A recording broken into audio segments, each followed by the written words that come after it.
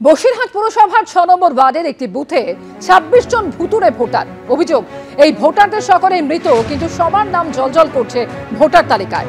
বুথের মোট ভোটার সংখ্যা মাত্র ৯৮৪, আর তাদের মধ্যেই এত ভুতুড়ে ভোটার। নিয়ম মাফিক মৃত্যুর শংসাপত্র জমা দেওয়া হয়েছে, দাবি মৃত ভোটারদের পরিবারের। তারপরও কি করে এত মৃত ভোটারের নাম তালিকায় উঠছে প্রশ্ন। বিষয়টি স্বীকার করে নিয়েছেন উপপুরপ্রধান। নির্বাচন কমিশনকে বিষয়টি তিনি অবহিত করবেন বলেও জানিয়েছেন বসিরহাট পুরসভার উপপুরপ্রধান।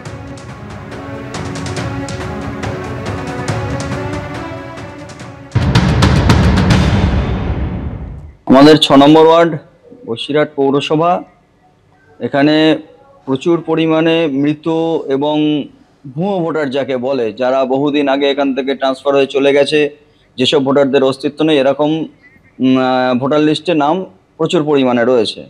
ঠিক আছে, কত নম্বর বুথে কতগুলো? ২২৫ নম্বর বুথে প্রায় ২৫-২৬ জন আমি এখনো পর্যন্ত যা দেখেছি, এর বাইরেও থাকতে পারে।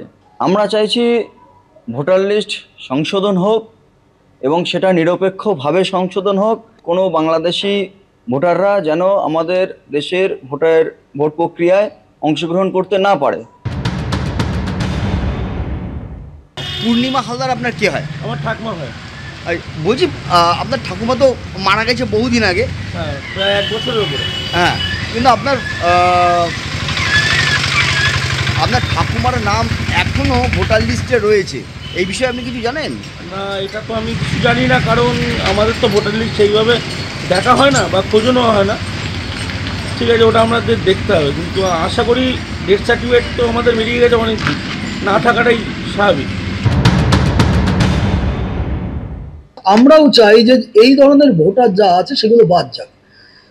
আমাদের মাননীয় মুখ্যমন্ত্রী বলছেন না যে এই ধরনের ভোটার বাদ যাবে না, এই ধরনের ভোটার বাদ দিন, তাতে আমাদের কোনো আপত্তি নেই। কারণ আমাদের যারা অফিসিয়ালি থাকে তারা, আমরাও যারা কাউন্সিলর হয়েছি বা বিধায়ক আছে, তারাও তাদের লিস্ট জমা দিয়েছে এবং ডেথ সার্টিফিকেট সহ। এখন জানেন যে অনলাইন পোর্টালে যখন আমাদের সার্টিফিকেট আনতে যেতে হচ্ছে, তখন ফার্স্টে হচ্ছে আমাদের রেশন অফিসে গিয়ে, মানে ফুড অফিসে গিয়ে এদের ডেথ সার্টিফিকেট জমা দিয়ে সেখান থেকে নাম কাটাতে হচ্ছে। তাহলে আলটিমেট আমাদের অনলাইন পোর্টালে যখন এই জিনিসগুলো যাচ্ছে, তাহলে স্বাভাবিকভাবেই তিনিও দেখতে পাচ্ছেন ওখানে বসে অনলাইনে যে এই ব্যক্তিটা মারা গেছে। তাহলে এগুলো গাফিলতি নির্বাচন কমিশনের। এসআইআর মামলায় শুনানি সর্বোচ্চ আদালতে, এবং যে মামলায় সুপ্রিম কোর্টের পর্যবেক্ষণ ভোটার তালিকায় বিশেষ সংশোধনের ক্ষমতা আছে কমিশনের, কিন্তু দেখতে হবে তার সঠিক ব্যবহার হচ্ছে কিনা। এসআইআর নিয়ে মামলায় এমনই পর্যবেক্ষণ সুপ্রিম কোর্টের। ডিসেম্বরের মধ্যেই বাংলায় শুরু হতে পারে এসআইআর। আমরা জানি ডিসেম্বরের মধ্যেই বাংলায় এসআইআর শুরু হবে।